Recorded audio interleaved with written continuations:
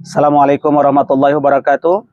Alhamdulillahirabbil alamin wassalatu wassalamu ala rasulillahi ajmain amma ba'du. Sahabat sepanjang masa, khususnya para jemaah haji dimanapun Anda berada, terus kita bersyukur kepada Allah Subhanahu wa taala, ya zat yang maha pemberi yang telah memberikan karunia nikmat kepada kita semua. Salawat dan salam kita hadiahkan kepada junjungan baginda Rasulullah sallallahu alaihi wasallam, seorang Rasul sebagai panutan yang mana kita mencontohi aktivitas baginda Rasulullah dalam kehidupan kita sehari-hari, dan kita semoga semuanya mendapatkan syafaat baginda Rasulullah Sallallahu Alaihi Wasallam. Saudara-saudaraku, sahabat sepanjang masa, dan terkhususnya para jemaah haji dimanapun Anda berada, kali ini tema kita melanjutkan yaitu bahagian yang ke-9 tentang haji, pelaksanaan ibadah haji. Baik, saudara-saudaraku, pada tema kali ini yaitu bahagian yang ke-10 ya. Bahagian ke-10 ini kita akan melanjutkan tema haji kita, yaitu untuk melaksanakan lontar jumroh, jumroh pada tanggal 11 dan di tanggal 12-nya ya. Jadi kemarin di bahagian yang ke-9 itu, di mana para jemaah haji ini kan berada di kawasan Mina ya, sudah melaksanakan lontar jumroh Aqobah. Habis itu kan para jemaah tahallul, yang disebut dengan tahallul awal. Setelah melaksanakan tahallul awal, kemudian bertakbir ya, bertakbir, boleh berkurban ya pada waktu itu juga. Dan para jemaah semuanya pantang larang kan boleh dilanggar kecuali satu ya, yaitu berhubungan suami istri.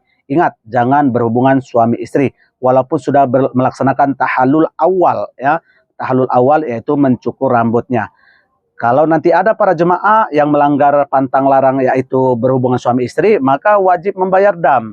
Nilai damnya itu cukup mahal, yaitu 1 onta. Wah, ini cukup mahal karena ini cukup besar sekali ya uang yang harus keluarkan. Oleh karena itu tolong dijaga. Baik, selanjutnya nanti para jemaah setelah lontar jumroh Aqobah pada tanggal 10 ya, pada tanggal 10 kembali kemana? Ke kemah. Ke kemah tenda yang ada di kawasan Mina. Karena kan mabit di Mina ini 3 malam ya. Di tanggal malam 11, malam 12, dan di malam 13. Makanya biasanya para jemaah akan mabit di Mina yaitu 3 malam. Baik, selanjutnya pada waktu para jemaah sudah kembali ke tenda masing-masing, ke kemah masing-masing untuk menunggu di tanggal 11-nya. Maka semuanya para jemaah tetap menjaga stamina ya, fisik, badan, lain sebagainya. Karena kita akan melontar yang di tanggal 11, kemudian di tanggal 12. Nah, ini perlu persiapan fisik juga. Perlu persiapan fisik agar apa? Agar untuk melontar jumrohnya itu bisa sempurna. Dan tibalah kita pada tanggal 11-nya ya. Para jemaah perlu diperhatikan. Begitu di tanggal 11 ini yang disebut dengan Ayyamut Tasyrik ini ya. Jadi Ayyamut Tasyrik itu pada tanggal 11, pada tanggal 12, pada tanggal 13 Zulhijjahnya. Jadi para jemaah haji ketika sudah sampai di tanggal 11, bersiap-siap. Biasa nanti habis terbitnya matahari, ini nanti para jemaah diarahkan kembali kemana? Ke Jamarot. Jamarot. Berarti yang harus dilakukan adalah lontar jumrah ulah, lontar jumrah wusta, dan lontar jumrah Aqobah. Setiap lontaran daripada jumrah ula itu 7 butir batu disiapkan.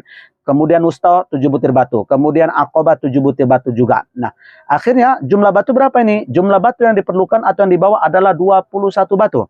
Nah, ini ingat ya para jemaah haji khususnya yang melaksanakan ibadah haji, pada waktu tanggal 11 ini para jemaah mempersiapkan 21 batunya untuk melontar jumrah ula, wusta, Aqobah. Baik, bagaimana teknisnya? Begitu sampai ya pada tanggal 11, ingat di tanggal 11 Zulhijjah atau disebut dengan Ayyamut Tasyrik, nanti para jemaah berangkat kembali dari kemahnya masing-masing menuju kawasan Jamarot.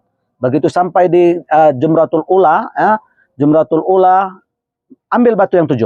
Kemudian begitu sampai di sana, ambil batunya dan lontarkan dengan membaca Bismillah Allahu Akbar. 7 butir batu selesai. Kemudian melanjutkan mana? Dari Jumratul Ula menuju wusta itu lebih kurang jaraknya 300 meter. Demikian juga nanti dari wusta menuju Jumratul Aqobah itu jaraknya 300 meter. Ya, jadi jauh ya. Nah, begitu selesai di Jumratul Ula, 7 butir kan sudah dilontarkan nih. Nah, selesai. Bismillah Allahu Akbar, Bismillah Allahu Akbar sampai 7 batur. Kemudian pindah kemana? Ke Jumratul Wusta. ambil lagi 7 butir batunya, lontarkan lagi. Bismillah Allahu Akbar, Bismillah Allahu Akbar, Bismillah Allahu Akbar sampai 7 butir batu. Selesai 7 butir batu di Jumratul Wusta, kembali lagi melangkah, melanjutkan perjalanan ke mana? Jumratul Aqabah. Ambil batu lagi 7 butir. Bismillah Allahu Akbar, Bismillah Allahu Akbar, Bismillah Allahu Akbar. Saudara-saudaraku, sahabat sepanjang masa di mana Anda berada, terusnya para jemaah haji, selesailah lontar jumroh yang disebut jumroh ula, wusta, aqabah. Berarti 21 butir batu sudah kita lontarkan di 3 tiang tersebut. Maka para jemaah kembalilah kemana? Ke tenda masing-masing, ke kemahnya masing-masing. Yang biasa jaraknya 3-4 km, bisa sampai 5 km ya. Kembali dengan jalan kaki menuju ke kemahnya. Kemah yang ada di kawasan Mina. Nah, mungkin sampai sore hari, mungkin sampai malam hari, begitu sampai tenda tetap masih istirahat ya. Kan kondisinya tidak ada pantang larang, kecuali apa? Kecuali satu, yaitu tidak berhubungan suami istri. Begitu sampai di kawasan tenda, ya, istirahat untuk menunggu sampai tanggal 12 Zulhijjah. Ya, menunggu sampai tanggal 12 Zulhijjah. Begitu sampai tanggal Zulhijjah, yaitu pada masih ayamut tasyrik ini ya, pada tanggal 12 Zulhijjah para jemaah tetap bersiap-siap. Nah, begitu sampai dan bersiap-siap untuk apa? Untuk bersiap-siap lagi melaksanakan lontar jumroh pada tanggal 12 ya, pada tanggal 12. Jadi begitu sampai nanti di tanggal 12, para jemaah seperti tanggal 11 tadi, ambil batunya 21 butir ya, berarti bersiap-siap kemana? Menuju lagi. Biasanya habis terbit matahari ya, para jemaah bersiap-siap untuk menuju ke Jamarat lagi.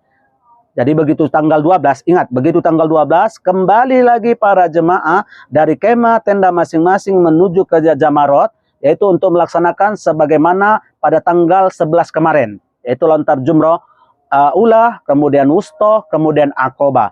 Siapkan 7 butir batu. Begitu sampai di jumratul ula, ambil 7 butir batu, lontarkan. Bismillah Allahu Akbar, Bismillah Allahu Akbar. Sampai 7 butir batu. Selesai kembali lagi berpindah tempat menuju tiang yang kedua yang disebut dengan Jumratul Wusta. Ambil batunya 7 butir, lontarkan lagi. Bismillah Allahu Akbar, Bismillah Allahu Akbar, Bismillah Allahu Akbar sampai 7 butir batu. Selesai di tiang yang kedua, lanjut ke Jumrah Al-Aqabah yang ketiga ya. Ambil 7 butir batu lagi. Bismillah Allahu Akbar, Bismillah Allahu Akbar, Bismillah Allahu Akbar. Selesailah pada tanggal 12 yaitu lontar jumrahnya. Apa yang harus dilakukan lagi para jemaah?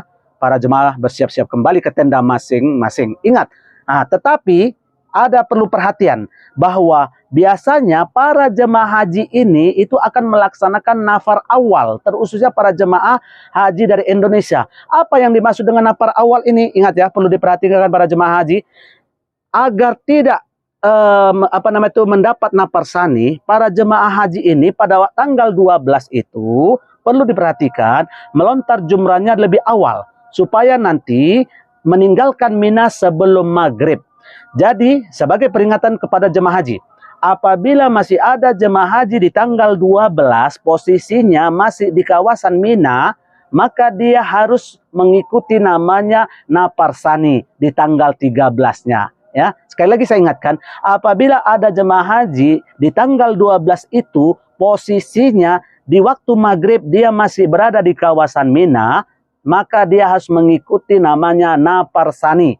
Karena tadi kalau bagi mereka yang sudah keluar dari Mina itu namanya nafar awal. Ingat, yang dimaksud dengan nafar awal adalah para jemaah haji telah meninggalkan Mina sebelum maghrib di tanggal 12-nya itu. Sementara apabila ada jemaah haji, apabila masih ada di kawasan Mina dan sudah masuk waktu maghrib, maka dia harus mengikuti nafar sani, melontar jumrohnya lagi di tanggal 13. Inilah yang disebut dengan nafar sani. Baik saudara-saudaraku, para jemaah haji terususnya dimanapun Anda berada, saya sudah menjelaskan ya tentang nafar awal dan nafar sani. Karena masih ada para jemaah mungkin pada waktu itu dia harus mengikuti nafar sani, kita akan lanjutkan bahagian ini di bahagian yang ke-11, tema tentang haji dan umroh. Sahabat sepanjang masa di mana Anda berada, khususnya para jemaah haji, ikuti terus rancangan kami, rancangan tausiah sepanjang masa. Semoga apa yang kami sampaikan dalam tausiah sepanjang masa ini, khususnya dalam tema haji dan umroh, memberikan manfaat kepada kita semua. Akhirul kalam, wabillahi taufiq wal hidayah. Assalamualaikum warahmatullahi wabarakatuh.